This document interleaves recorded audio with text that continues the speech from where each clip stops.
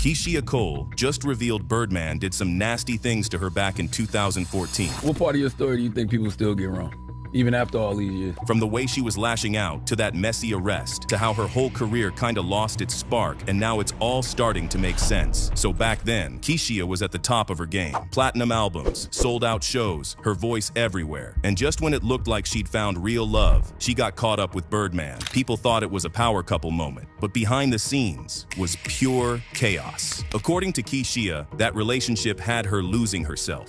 And if you followed her story, you know exactly when that switch flipped. That night, she pulled up to Birdman's LA condo. Now here's where things get dark. Keyshia showed up late one night, probably thinking she was about to spend time with her man. But when she walked in, she found this girl, Sabrina Mercadal. So, as you can imagine, Keyshia saw red. Reports say she went off on Sabrina, attacking her so badly that Sabrina ended up with injuries to her face and even lost feeling in one of her fingers. That moment changed everything. Birdman didn't defend Keyshia, didn't step in. Instead, he kicked her out and ended the relationship. But what Keyshia revealed years later was that this wasn't just about a fight, it was about betrayal. She said she found out Birdman had been messing around with women in her circle, women she thought were friends or co-workers. That broke her, and the worst part is that it was her who ended up taking the fall. Sabrina sued her for assault, asking for $4 million in damages. Keyshia didn't even show up to court, and because of that, the judge hit her with a $100,000 judgment. On top of that, she got arrested that night and had an old DUI warrant pop up, which led to jail time. While all that was happening, Birdman was silent. That right there is what Keyshia meant when she said what he did was horrible. He let her spiral in public while he walked away clean.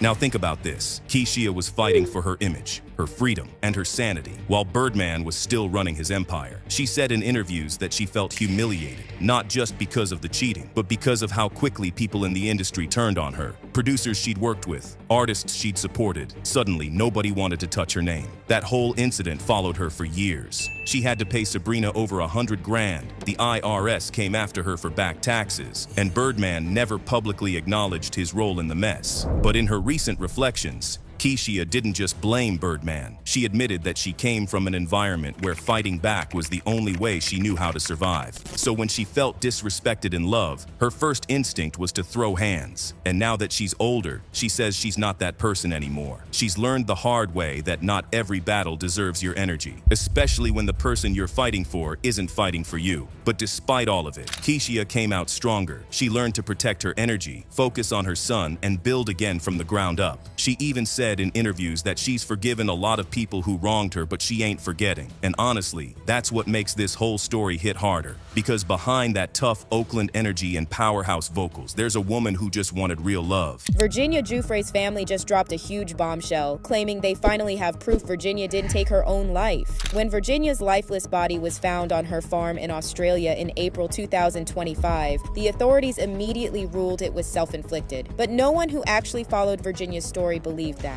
And now her loved ones are going public with some shocking new information that completely flips the official narrative. You know, this is a predator's playbook. She was not afraid to come forward bravely with so much courage to expose the predators in her life. In December 2019, Virginia Giuffre shared this message on social media. "I am making it publicly known that in no way, shape, or form am I If something happens to me in the sake of my family, do not let this go away and help me to protect them. Too many evil people want to see me quieted." But fast forward to August 2025, and Virginia turned up dead on her Australian farm. The official line: she took her own life.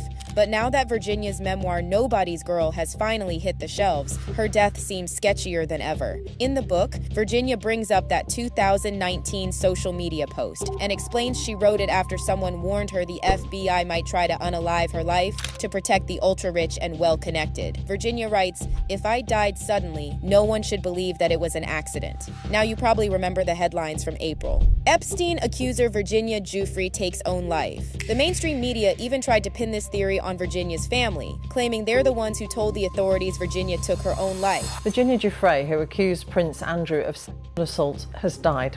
Her family say that she took her own life at her home in Australia.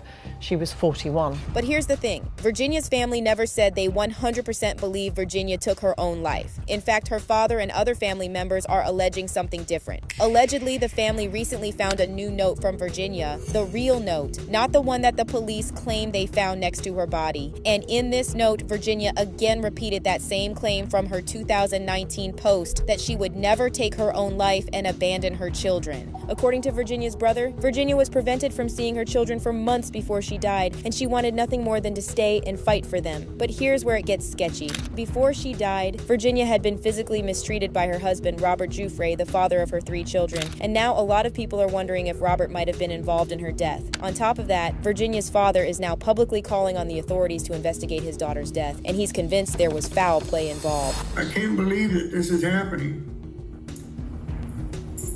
It's impossible. And then for them to say that she committed suicide, there's no way that she did. Somebody got... And remember, just a week before she was found dead, Virginia was allegedly hit by a bus and hospitalized in serious condition. She even posted about it and said she suffered a kidney failure. But the weirdest part is that Virginia claimed doctors told her she had 4 more days to live. Now, first of all, that doesn't even sound like something doctors would say to a patient. And besides that, police reports from that same day describe it as a minor crash and list no injuries. But if there were no injuries, why did Virginia look like that in the photo she posted after the alleged accident? She had visible marks all over her face and body. And then just a week later, she supposedly takes her own life. What's also suspicious is that the coroner hasn't publicly released a detailed report yet. And some sources even claim that no autopsy was performed, which is more than unusual, given that Virginia previously said, "Too many evil people want to see me quieted." And that's the part we need to focus on. Whether you think this was self-inflicted or something darker, one thing's clear. Too many powerful people have too much history tied to Virginia Giuffre for anyone to stop asking questions now.